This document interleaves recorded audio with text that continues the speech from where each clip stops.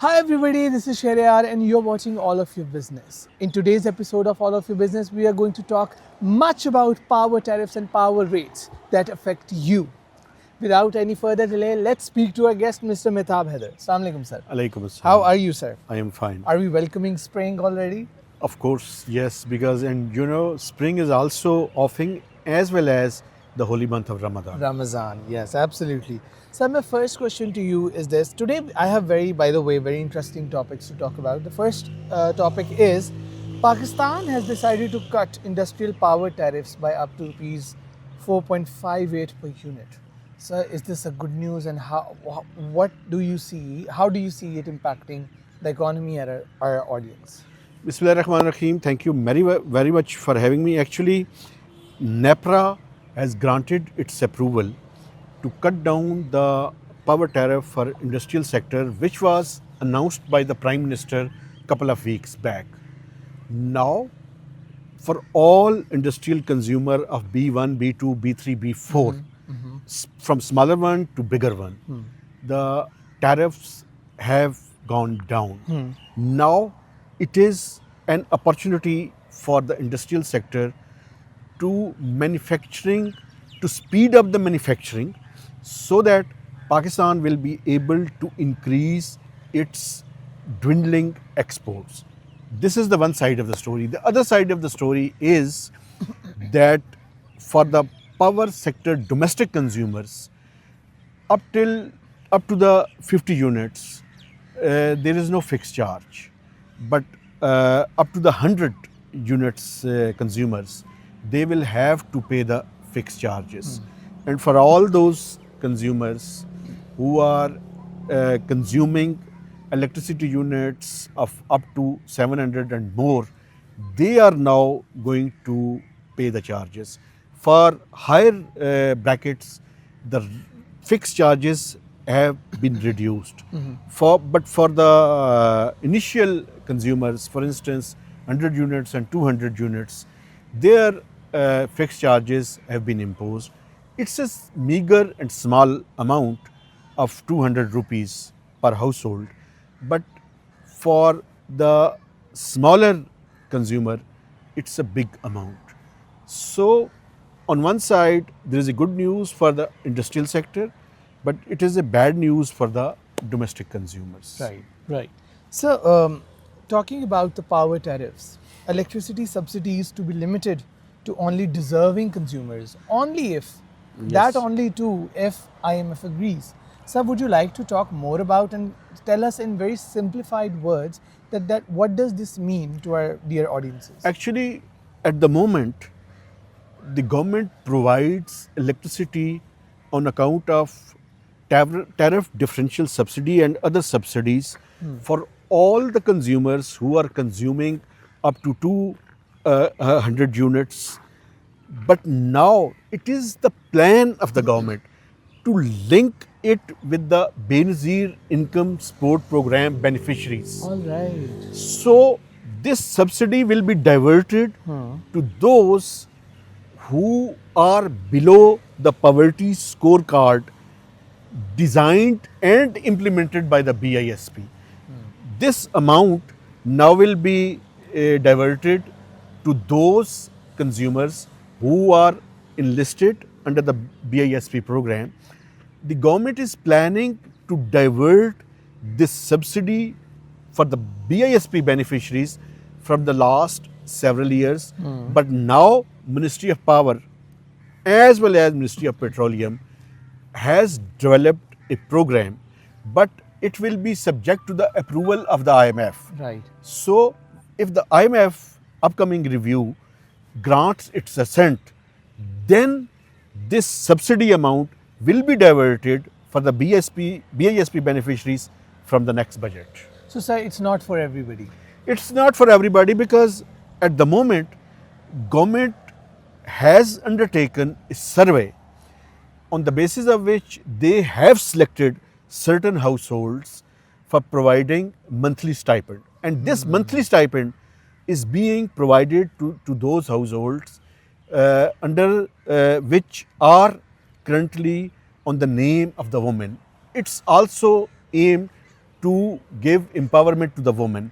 So only for those households will be able to get this deserving subsidies. It will not be meant for all other consumers. Right. Because in the recent past, there are certain households who have some kind of income, but they have reduced the consumption substantially. So they are also getting those kind of incentives. And there is also a practice going on that for certain households they have installed 2 or 3 meters to bifurcate the consumption pattern. So there were different methods, but now Ministry of Power and Energy are coming up with the solution under which the this benefits will only be provided to those who are enlisted under the BISP program. Right, right. So, for solar consumers, we have talked much about the net metering, and our program has been very favorite of about the solar consumers. So now NEPRA has decided to retain net metering for existing solar consumers. So, what does this mean? It means that all those uh, people who have installed solars at their rooftops and they have obtained net metering, their net metering will continue. As you know, when the when the regulator NEPRA has come up with the amendments in the solar policy, there was hue and cry on the social media, and Prime Minister of Pakistan had taken notice of that, and he had instructed the regulator to review it. Now, the regulator NEPRA, National Electric Power Regulatory Authority, has come up with the policy under which the existing beneficiaries of the solar panels will continue to get the benefits.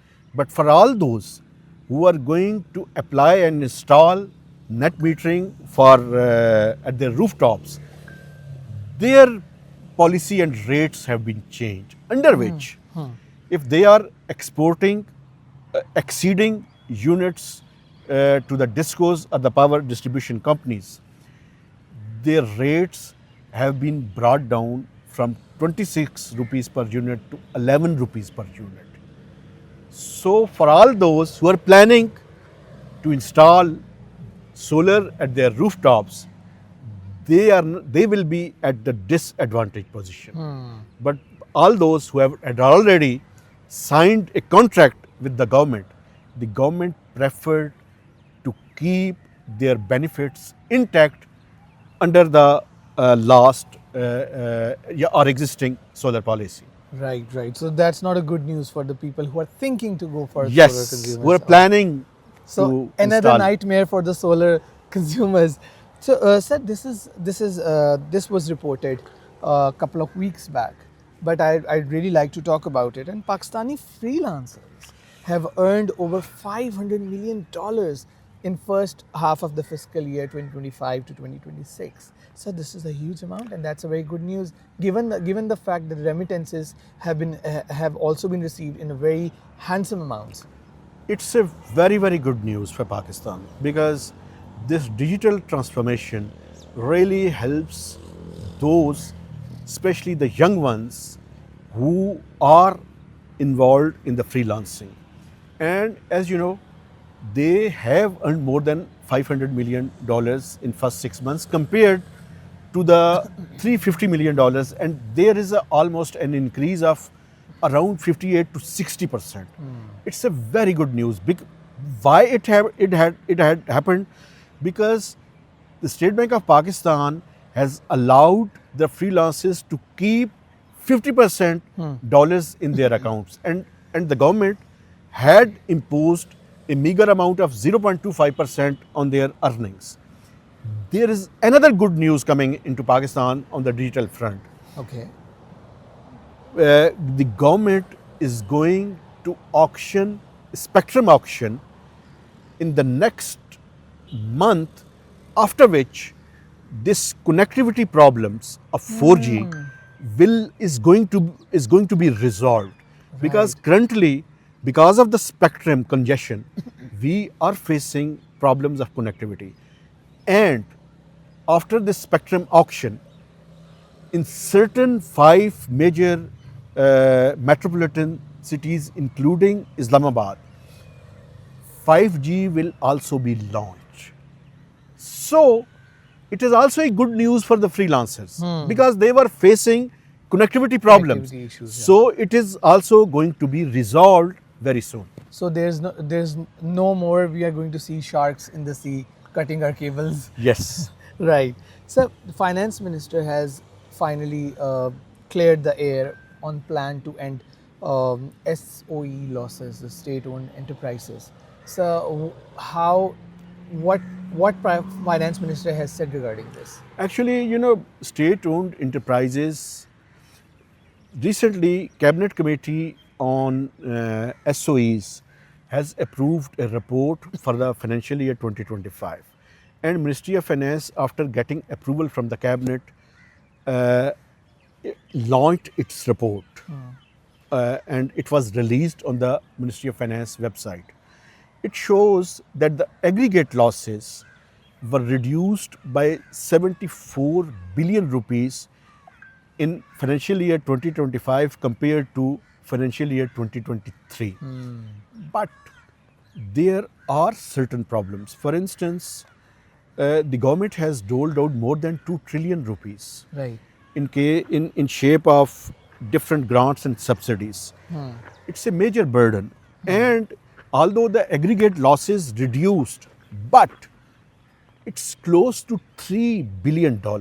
And please keep in mind that we are getting $7 billion from the IMF in 36 months period, means 3 years. So it's a huge losses, and we should accept it. That's why Minister for Finance also announced that they have come up with the ambitious privatization plan, where they have identified more than around 26 state-owned enterprises which are going to be privatized. He cited the example of the First Women Bank and the PIA, which was successfully privatized by the government. Now, the government is planning to come up with the privatization of ZTBL and House Building Finance Corporation and the 5 major power distribution companies. Their structures of privatization and concessional agreements are going to be unveiled very soon. And it is a major development, because Ministry of Finance or Government of Pakistan cannot afford to have a cash bleeding of $3 billion in a year. If this money is saved, it will help to divert these hard-earned money on the social sector as well as on other sectors of the economy, and it will also help the government of Pakistan to reduce its tax burden on the salaried class as well as on the formal manufacturing sectors, which is facing huge burden in shape of taxation and cost of doing business on its shoulders. Right. Very well put, sir. Thank you so much. That was all for today. If you want us to discuss some specific topic, if you want us to discuss more about power tariffs or some news about solar consumers, do let us know in the comments. Till then, keep watching All of Your Business. This is Shariar signing out.